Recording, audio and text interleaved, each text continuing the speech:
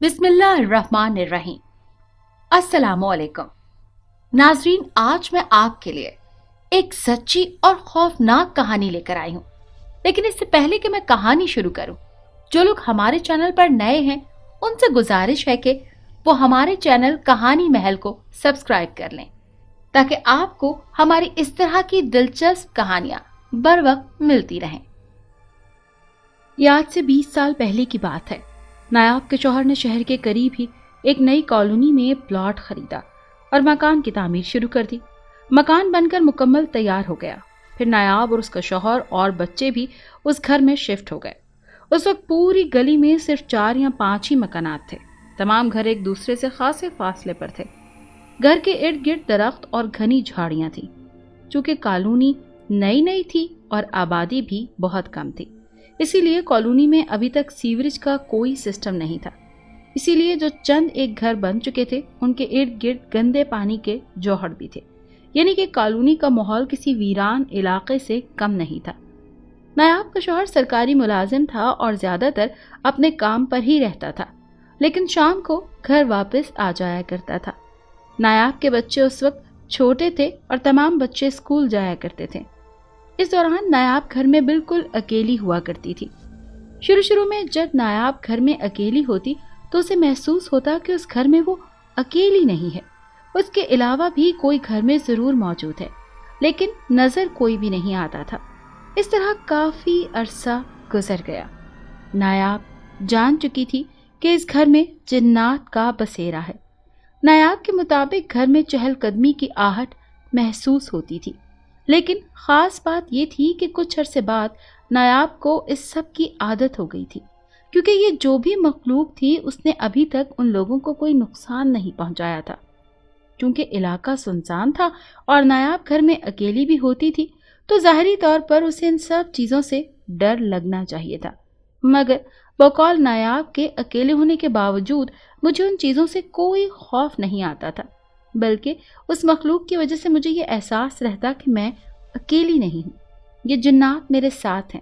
अगर किसी ने मुझे नुकसान पहुंचाने की कोशिश की तो ये जिन्नात मेरी हिफाजत के लिए मौजूद हैं। सब कुछ इसी तरह चल रहा था कि एक दिन अजीब वाकया हो गया। उस दिन भी नायाब घर में अकेली थी। ये गर्मियों का मौसम था और बिजली भी गई हुई थी। उन लोगों के घर की छत पर एक दीवार के साथ एक चारपाई पड़ी रहती थी। दोपहर को उस जगह छांव होती थी तो नायाब उस चारपाई पर बैठकर टाइम पास करती थी। ये तकरीबन दोपहर के 12 बजे का वक्त था। नायाब उस चारपाई पर नींद पूरी कर रही थी कि अचानक उसे कहीं से मसे मसे के खानों की खुशबू आने लगी। नायाब की आंख खुल गई। ये बहुत मजे की खुशबू थी। थोड़ी देर तक नायाब चारपाई पर लेटी रही। फिर उसने सोचा कि आखिर ये खुशबू कहाँ से आ रही है। उसे महसूस हुआ कि जैसे ये खुशबू हमारे ही घर के साथ वाले खाली प्लॉट से आ रही है।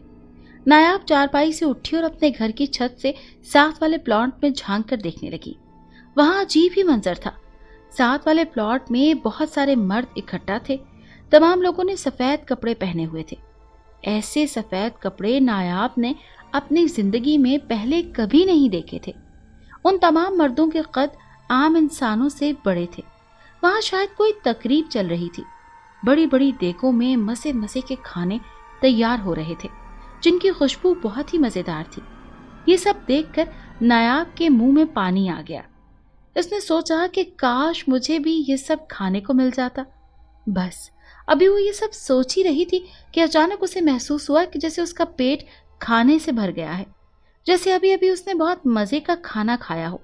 मजे की बात यह थी कि नायाब को खाने का जायका उसके मुंह में भी महसूस हो रहा था। ये बहुत ही अजीब बात थी।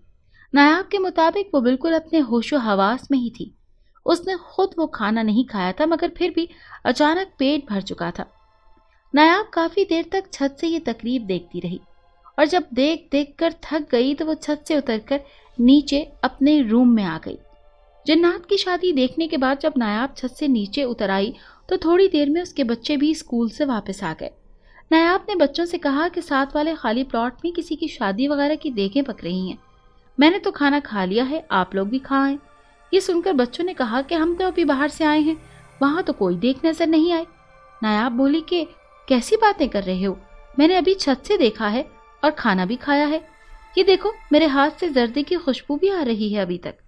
یہ سن کر بچے ایک بار پھر باہر دیکھنے چلے گئے، مگر وہاں تو کوئی پرانے درخت اور جھاڑیاں تھی، اس کے علاوہ اور کچھ بھی نہیں تھا. بچوں نے ماں کو بتایا کہ وہاں تو ایسا کچھ بھی نہیں ہے، لگتا ہے آپ مذاق کر رہی ہیں. یہ سن کر جب نایاب نے چھت پر دیکھا تو ساتھ والے پلاٹ میں جھانکا، دیکھا تو وہاں واقعی کچھ بھی نہیں تھا. بقول نایاب کے کہ ایسا کھانا میں نے زندگی میں پہلے کبھی نہیں کھایا تھا اور نہ ہی کبھی کھانے کی اتنی پیاری خوشبو سونگھی تھی. اس کھانے کی خوشبو کافی دیر تک میرے ذہن میں سمائی رہی. اس طرح یہ بات آئی گئی ہو گئی، مگر آہستہ آہستہ نایاب کو پورا یقین ہو چکا تھا کہ ہم اس گھر میں اکیلے نہیں رہتے، یہاں ہمارے علاوہ بھی کوئی اور مخلوق رہتی ہے. مگر ان کی خاص بات یہ تھی کہ یہ جنات کسی کو بھی کوئی نقصان نہیں پہنچاتے تھے بلکہ فائدہ ہی دیتے تھے.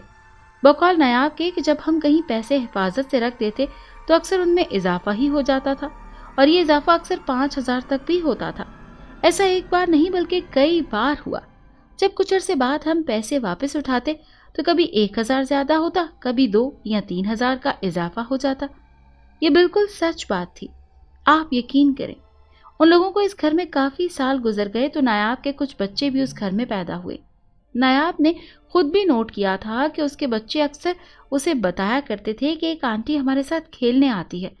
جب نایاب ان سے پوچھتی کہ اس کا حلیہ کیسا ہوتا ہے تو بچے بتاتے تھے کہ اس عورت کے لمبے لمبے بال ہیں، اس کا لباس بالکل سفید ہے اور اس کی آنکھیں سرخ ہیں، وہ اکثر ہمارے ساتھ کھیلتی ہیں. ایک بات بتاؤں کہ اب نایاب کو اس گھر میں 20 سال گزر چکے ہیں اور اب بھی وہ اسی گھر میں ہے جس گھر میں اسرات بھی ہیں. نایاب کے بچے جب کافی بڑے ہو چکے تھے، ایک دن نایاب کے ایک بیٹے نے بتایا کہ امی، ہمارے گھر میں ایک عورت ہے، میں اسے بچپن سے اسی گھر میں دیکھتا آیا ہوں، اب بھی وہ اکثر نظر آ جاتی ہیں. جب ہم ٹی وی دیکھ رہے ہوتے ہیں تو اکثر وہ بھی دروازے کے بالکل بیچ میں کھڑی رہتی ہیں اور ٹی وی کی طرف دیکھتی رہتی ہیں. نایاب نے مجھے بتایا کہ ایک دن رات کے وقت ہم سب لوگ صحن میں بیٹھے ہوئے تھے تو اچانک کمرے سے برتنوں کے گرنے کی آواز آنے لگی. ان جنات نے کافی دیر تک بہت شور شرابہ کیے رکھا. اس دن میں اور میرے بچے بہت ڈر گئے تھے. ہم ڈر کے مارے بس خاموشی سے صحن میں ہی بیٹھے رہے، اندر جانے کی ہمت نہیں ہوئی. ہم لوگ قرآنی آیات کا ورد کرتے. پھر کچھ دیر بعد ماحول پرسکون ہو گیا. ان لوگوں کے ساتھ اس طرح کے بہت سے چھوٹے چھوٹے واقعات ہوئے، مگر آپ کو سب سے اہم واقعہ یہ بتاتی چلوں کہ نایاب کے شوہر کی 2 شادیاں تھیں. پہلی بیوی کو طلاق ہو چکی تھی. اس بیوی سے صرف ایک ہی بیٹا تھا جو کہ اب جوان ہو چکا تھا. وہ بیٹا نایاب کے ہی پاس رہتا تھا. نایاب نے اس کی شادی ایک لڑکی سے کر دی. لڑکی کا نام آمنہ تھا. آمنہ نے ضد کر کے وہی کمرہ لے لیا جو کہ نایاب کا کمرہ تھا. نایاب نے خوشی خوشی وہ کمرہ اپنی بہو کو دے دیا. کچھ عرصے تک تو سب کچھ ٹھیک ٹھاک رہا، لیکن پھر گھر کے حالات خراب ہونا شروع ہو گئے. آمنہ کی اپنی ساس سے کچھ خاص نہیں بنتی تھی. اس نے کوشش کی کہ کسی طرح ساس اور سسر کو اس گھر سے نکلوا دوں. شاید اس نے کالے جادو کا سہارا بھی لیا. وہ کچھ یوں کہ نایاب کا خاوند گھر چھوڑ کر اپنے گاؤں والا گھر رہنے چلے گئے. جب وہ کافی دنوں تک واپس نہ آیا تو نایاب بھی اپنے خاوند کے پاس ہی گاؤں چلی گئی. شاید یہ بات ان جنات کو اچھی نہیں لگی، یا شاید وہ جنات نایاب کی بہو پر غصہ ہوں گے. انہوں نے آمنہ یعنی کہ نایاب کی بہو کو تنگ کرنا شروع کر دیا. دوسرے لفظوں میں اب آمنہ پر اثرات ہو چکے تھے. روز روز آمنہ کی حالت بگڑتی جاتی. آمنہ کو دورے پڑنا شروع ہو گئے. آمنہ زور زور سے چیختی چلاتی تھی. اس کی آواز بھاری ہو جاتی اور آمنہ کا حشر نشر ہو جاتا تھا. ساتھ ہی وہ کمرے کا بھی حشر نشر کر دیتی. جب دورہ ختم ہوتا تو اسے کچھ بھی یاد نہیں ہوتا کہ کیا ہوا تھا. آمنہ کے خاوند نے اس کا بہت علاج کروایا مگر وہ ٹھیک نہ ہو سکی. جوں جوں وقت گزرتا رہا آمنہ کے حالات مزید خراب ہوتے جا رہے تھے. وہ کہتی تھی کہ یہ دیکھو، اس کمرے میں یہ اور بھی بہت سے لوگ ہیں، یہ مجھے مار ڈالیں گے، مجھے ان سے بچا لو. آمنہ کی ساس اور سسر یعنی کہ نایاب اور اس کا خاوند ابھی تک گاؤں میں ہی رہ رہے تھے. لڑائی جھگڑوں کی وجہ سے وہ لوگ شہر والے گھر نہیں آنا چاہتے تھے، کیونکہ بیٹے کی نئی نئی شادی ہوئی تھی تو وہ اپنے بیٹے کے لیے مسئلہ نہیں بننا چاہتے تھے. اب جنات نے اپنا اصل مقصد بیان کرنا شروع کر دیا تھا.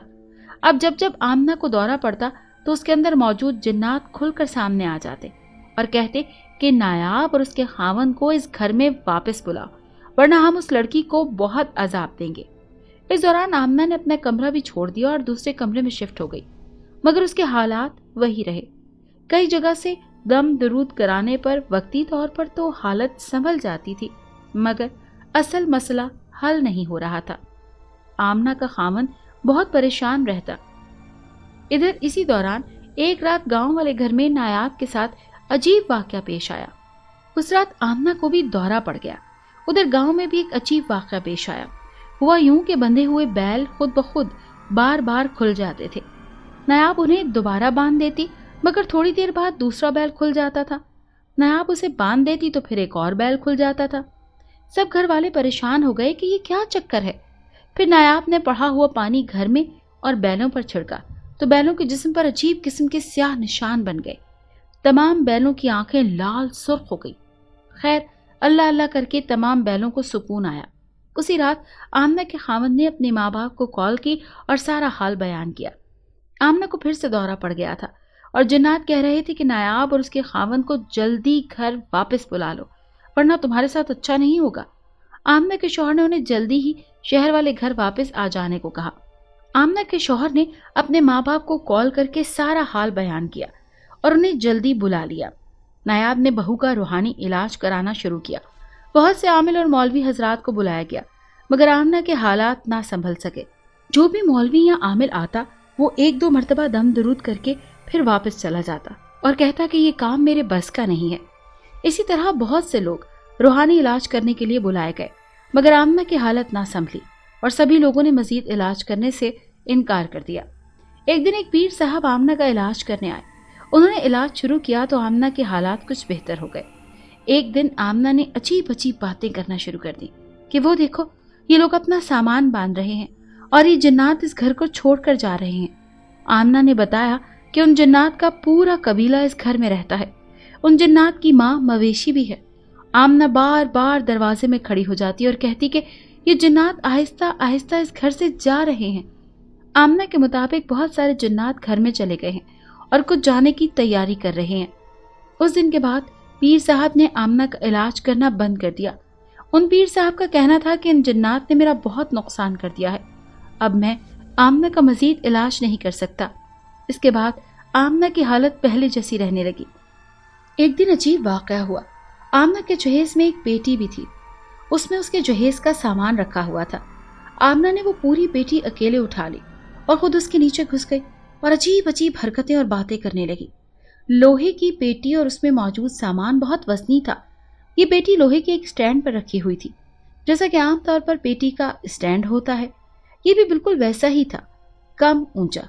آپ لوگ اندازہ لگا سکتے ہیں کہ کوئی بھی جوان بندہ پیٹی کے نیچے نہیں گھس سکتا اور نہ ہی اتنی وزنی پیٹی کو اکیلے اٹھا سکتا ہے۔ اب کی بار نایاب نے خود بہو پر دم درود کرنا اسٹارٹ کر دیا۔ اس نے اس کی حالت کچھ بہتر ہو جاتی۔ کچھ دن بعد ایک اور واقعہ ہو گیا۔ آمنہ نے اپنا ڈبل بیڈ اکیلے ہی پورا اوپر کی طرف اٹھا لیا اور اسے لمبا کھڑا کر دیا۔ بیڈ کے تاج والا حصہ فرش پر تھا اور پاؤں والا سائیڈ اوپر چھت کی طرف موجود تھی۔ آپ لوگ اندازہ لگا سکتے ہیں کہ کوئی بھی عورت اتنا وزنی بیڈ اکیلے نہیں اٹھا سکتی۔ اس دن آمنہ کو بہت برا دورہ پڑا تھا۔ اس نے چیخ چیخ کر پورا گھر سر پر اٹھا رکھا تھا۔ اس دن نایاب کے کچھ رشتہ دار بھی ان سے ملنے ان کے گھر آئے ہوئے تھے۔ ان مہمانوں کی ایک لڑکی بھی ساتھ تھی جو کہ دماغی معذور تھی۔ نایاب نے جب بہو کی یہ حالت دیکھی تو اس پر دم درود کرتی رہی۔ تھوڑی دیر بعد جب آمنہ کی حالت سنبھلی تو اسی وقت مہمانوں کی ذہنی معذور لڑکی نے شور مچانا شروع کر دیا کہ وہ دیکھو، کمرے سے 2 شیر نکل رہے ہیں۔ لڑکی بہت ڈر رہی تھی اور بار بار کہتی تھی کہ میں نے اسی کمرے سے 2 شیروں کو نکلتے دیکھا ہے اور وہ شیر سامنے والے دوسرے کمرے میں چلے گئے ہیں۔ لڑکی بار بار ایک کمرے کی طرف اشارہ کرتی اور کہتی کہ وہاں شیر ہیں۔ پھر وہ سب لوگوں کو کمرے کے اندر لے گئی اور بتانے لگی کہ وہ دیکھو، بیڈ کے نیچے 2 شیر بیٹھے ہوئے ہیں۔ یہ کمرہ نایاب کا کمرہ تھا۔ نایاب کا کہنا تھا کہ یہ جنات اسی کمرے میں رہتے ہیں جہاں میں رہتی ہوں۔ اکثر مجھے محسوس ہوتا ہے کہ میرے بیڈ پر کوئی اور بھی بیٹھا ہے۔ مہمانوں کی ذہنی مریض لڑکی نے بتایا کہ اس کمرے میں ہی شیر ہیں۔ وہ مہمان اپنی لڑکی کو لے کر گھر واپس چلے گئے۔ 2 ماہ بعد وہ لڑکی فوت ہو گئی۔ اس لڑکی کی ماں نے نایاب کو بتایا کہ جس دن میری بیٹی تمہارے گھر ڈری تھی، اس کے بعد سے اس کی حالت بہت خراب رہتی تھی۔ ہم نے بہت علاج کروایا مگر وہ ٹھیک نہ ہو سکے۔ नायाब के घर सब कुछ ऐसा ही चलता रहा। उसकी बहू ठीक होने का नाम नहीं ले रही थी। अब कोई मौलवी भी उसे दम दुरूद करने नहीं आता था। जब भी उसे कोई दौरा पड़ता तो नायाब खुद ही अपनी बहू को दम कर दिया करती। उस दम की वजह से आमना पुरसुकून हो जाती। आखिरकार आमना और उसका शौहर ये घर छोड़कर चले गए। जब वो दूसरे घर में शिफ्ट हो गए तो आमना की हालत आहिस्ता आहिस्ता बिल्कुल ठीक हो गई। अब आमना कई सालों से अपने अलहदा घर में रह रही है और बिल्कुल ठीक है। नायाब की एक बेटी की शादी हो चुकी है और वो अपने शौहर के ही घर में रहती है। नायाब की बेटी का घर उनके घर से शायद 3 किलोमीटर की दूरी पर है। वो अपनी माँ को बताती है कि अम्मी, यही जिन्नात जो इस घर में मुझे नजर आते थे, वही औरत अब मेरे घर में भी कभी कभी मुझे नजर आती है। नायाब के एक बेटे की दुकान घर से दूर एक दूसरे शहर में थी। घर काफी दूर होने की वजह से वो रात को अपनी दुकान में ही सो जाता। उस बेटे ने अपनी माँ को बताया कि अम्मी, ये जिन्नात वहां मेरी दुकान में भी आ गए हैं। मैंने उन्हें घर में भी देखा है। मेरी दुकान में 2 जिन्नात हैं। वो मुझे नजर भी आते हैं और मुझे तंग भी करते हैं।